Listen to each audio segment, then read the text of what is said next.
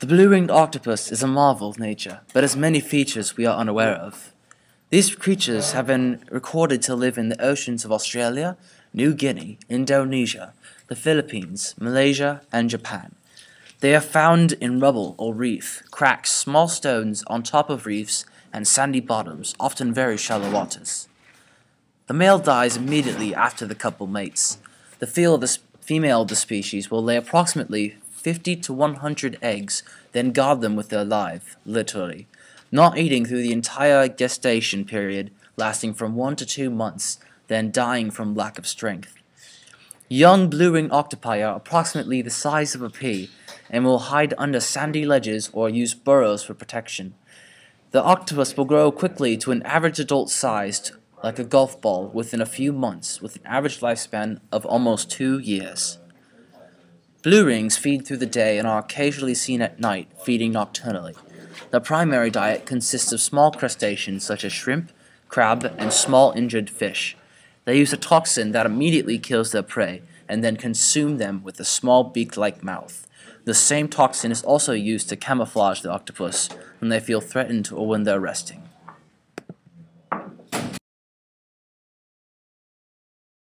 Oh, hello. I didn't see you there.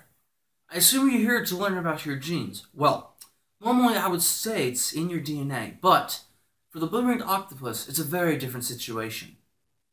You see, there's a little something in your DNA called a promoter, which decides what genes you'll have and what traits you'll have, and then they'll maintain it. It's also part of the genetics in the struggle to survive, but we'll get into that later. But for now, let's take a look at your rings. You see, your genes are specific traits and characteristics that are passed down from your parents through, well, sexual intercourse, and then passed down to you. Keep it appropriate. This is for children. Genes are actually like a cooking recipe. The two chefs make the end product and throw in their own spices and greases. For example, the carrots are thrown in by the mom, and the celery is thrown in by the dad. Stew is disgusting. Genes are literally defined as a unit of heredity that is transferred from a parent to an offspring and is held to determine some characteristic of the offspring. What that basically means is that when you get all those genes from your parents, you get a combination of them. Like the phrase, you got good genes, is actually, it's in them genes, which is actually, it's in them traits. But what most people don't know is that the correct term for this situation is traits, Traits are the distinguishing characteristics or quality of an organism. For example, your bodies have tons of traits, like having 8 legs, traits, blue rings, strong suction cups, beaks or mouths, traits. Calm down, you're scaring the kids. Sorry about that, friends. I tend to get excited about these things. You see, the traits I described to you are specific to you. They are passed down from your parents and their parents and their parents. Fascinating thing, really, but this also has a shocking truth. The seriousness of the struggle to survive. Let me have my friend Herb explain this. Thank you, PSA guy. He doesn't like to be called that. Okay, well then tell him I didn't say that. Anyway, like my friend stated previously, you don't automatically get your genes. You receive them from your parents, but what you didn't know is that your parents killed someone to get them. What? That is not good for children.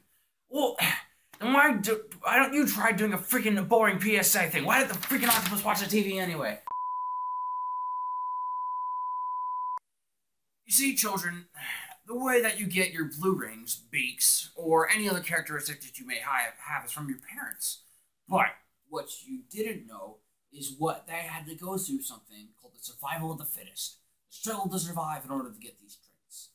It's kind of like, I don't know, let me see. Stick to the script. You know what? Quit busting my balls and let me figure out how to explain this, alright? Let's see. Anyway, before I was so rudely interrupted, for the sake of time, I'm going to use humans as an example. The boy's born, right? A boy is born. Any boy is born. Boy's mother dies. Boy walks around the world trying to learn how things go through his mother's imprinted memory that she passed down. Boy meets girl. Boy meets another boy who also likes the same girl. Boy fights over girl, and boy kills the other boy to get the girl. And it's just that's just a fight to begin with. That's kind of like fairy tale. Boy and girl do a horizontal tango, and boy dies, and the girl has kids. That's basically it. Sounds bad to me. You know what? Just shut your mouth. You see, kids, the struggle to survive is when organisms try to, survive. Two of the same organisms will generally fight over territory, resources, and mates. Octopi who haven't already fought or are fighting from predators can camouflage. All that I've said is far true, and it's all true.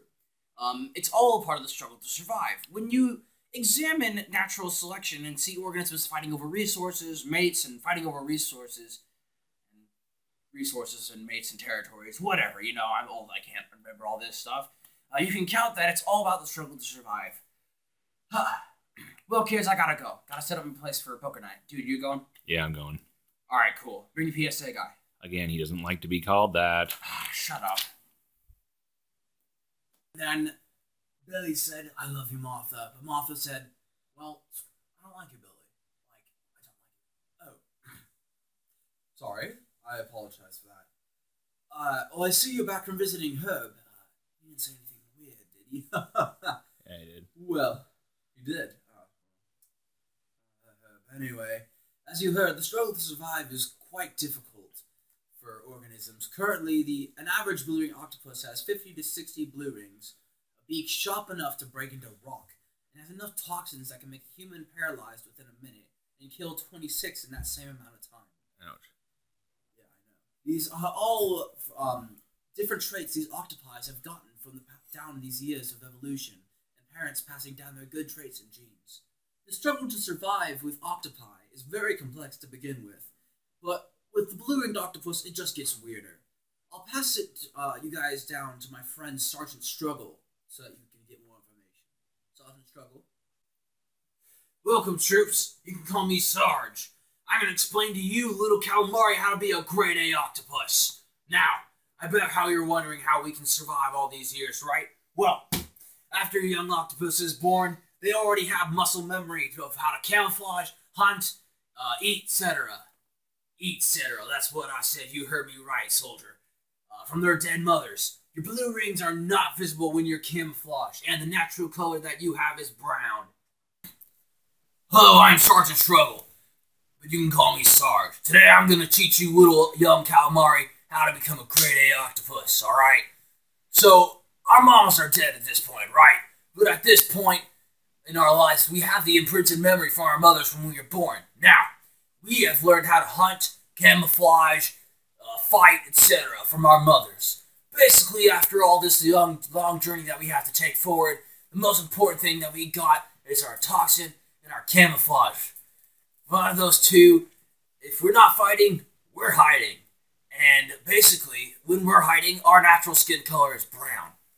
This camouflage is good for where we live because we live in like sand beds and coral reefs. Basically, and also, our blue rings will lighten up when we're friends, saying, "Hey, I am not food and I will toxicate your freaking butt." Our camouflage works in all environments on the planet, and that's the best part about it. The same toxin can also be used to provide us with the deadliest venom known to man. Not only do we fight each other and the environment, we fight ourselves too. And when our mothers give birth, they die. And our toxin is so venomous, we die after 2 years.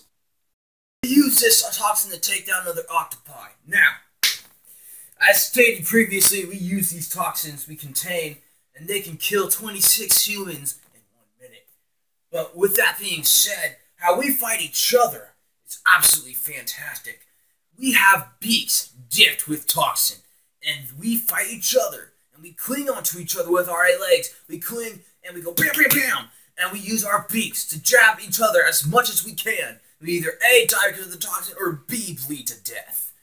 Alright, that's enough from me. Back to my man in the studio.